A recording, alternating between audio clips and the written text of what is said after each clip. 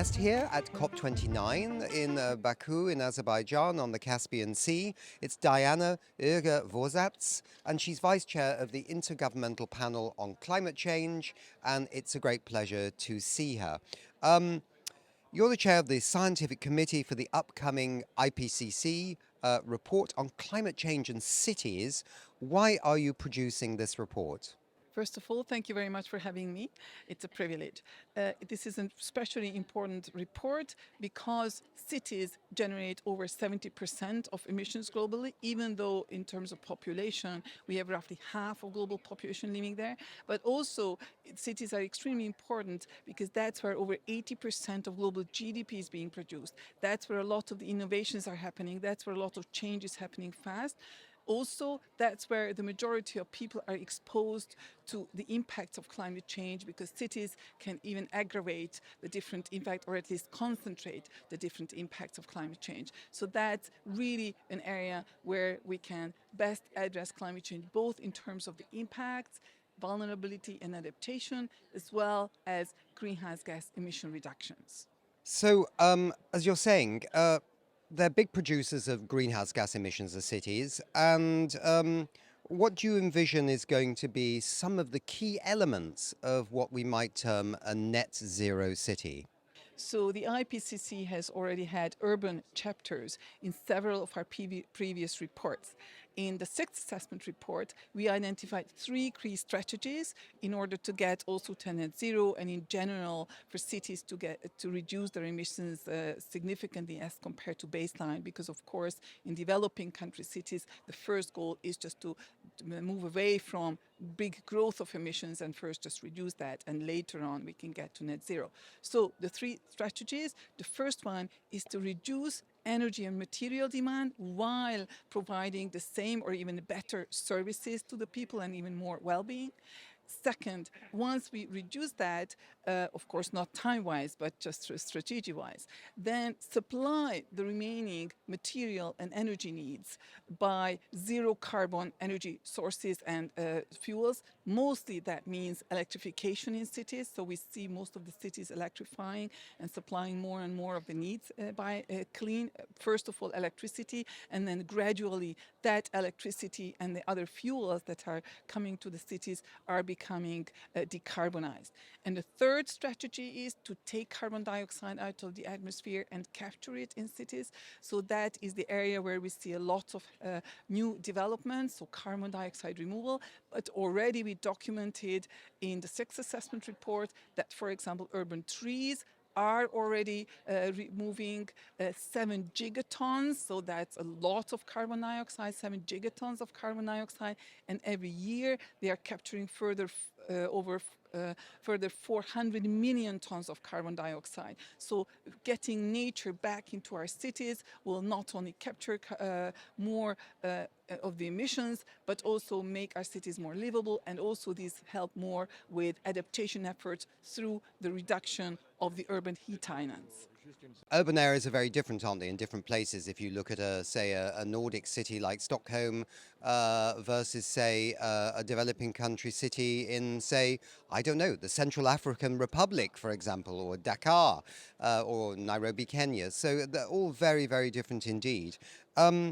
Is it possible then to take the assessment in a way that takes into account these different points in development of so many different cities in the world? That's a really excellent question that really captures the challenges for our special report in cities. So what we have done in the sixth assessment report, we have identified 3 key typologies. So first of all, the already established cities, and then the next was the rapidly urbanizing cities, and the third one, which are the emerging cities. So these 3 categories. But even these 3 are very diverse within themselves. So what this city's special report is going to do is we have a special chapter on typologies, or that means the different types of cities, how cities differ, and we hope that within a chapter we are going to be able to distinguish the solutions for different along different axes, meaning not only development level, but also geography, culture, and local climate, and different types of issues which matter to decision makers that distinguish cities for different decision-making communities. So certainly the report has a very strong aim at trying to break down the one-size-fits-all to several different packages of messages. And we are going to, one of the tools what we are going to use for that is to use case studies, so galleries of case studies, and see how cities have already been succeeding in addressing some of these challenges. Since this report is going to be very solution-oriented and very relevant for urban action, which also is facilitated by government and multilateral action. So we really need to address all the multiple levels of governance, but certainly we need to want to be very relevant to all these different decision makers, and hopefully really focus on how they can put these actions into place and what is available for them. We're essentially living in a world that's fast approaching 1.5 degrees centigrade, which is often termed by many people as the safety limit, in a sense, under the Paris Climate Change Agreement, and for all kinds of scientific reasons. Do you think that we have learnings already that we can somehow translate from the cities into faster action, whether it be in terms of carbon dioxide, but also now, of course, a lot of people are talking about methane and other super pollutants. Is there something we can learn from what we know already? Absolutely. There are plenty of best practices in cities that can be learned for other cities, but also perhaps in other areas. But it's important to understand that already over 1,000 cities and some national jurisdictions have net zero emission goals around mid-century. Some of these cities, clearly in the more developed areas, have actually earlier net zero emission goals. So they are already doing a lot, and a lot of action is taking place, and we definitely can learn a lot from them.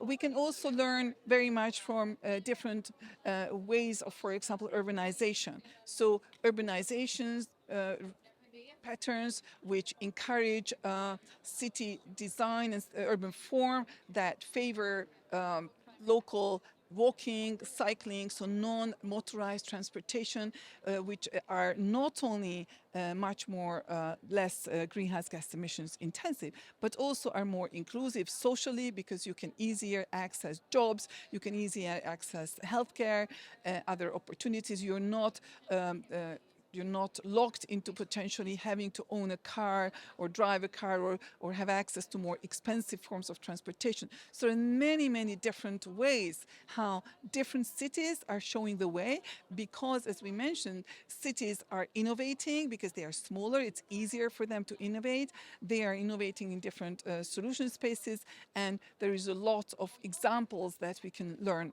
from these.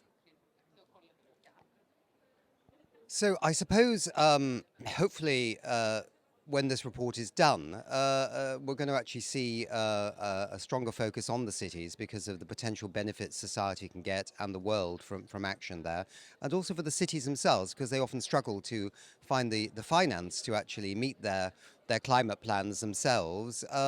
Could this also be a help and a stimulation, in a sense, for more investment being focused on the urban networks? Absolutely, that's a really important point, because typically climate finance is talking about mostly just energy forms and mostly the supply side. Nevertheless, our reports showed that, for example, the sixth assessment report showed that we could reduce 40 to 70% of emissions through demand side action. So focusing also on why we need the energy, what we need the energy and materials for. And cities are exactly the entry points to make those changes happen. So if we also consider directing finances to cities and the demand side, where people and families are actually living, where businesses are working, then we often get more we get solutions which also result in more benefits for cities and businesses and families. So I hope that the financing structures in the end are going to allocate more and more of these resources to cities where not only the majority of our population lives, but also where majority of the GDP is being produced, as mentioned, and also where a lot of the fast action is taking place. So that's where we can achieve, with this financing, fast results. Because, as you said, it is important that often cities are struggling to find the financing. So financing can go a long way through actions in cities. Good. Well, I think we need to wrap up there. Thank you very much indeed, Diána, for being with us. We wish you best of luck with this report, and we hope that the governments internalise it and, like all IPCC reports, act on it. Maybe now we're 5 years away from 2030 with even more urgency than perhaps they've been doing in the past.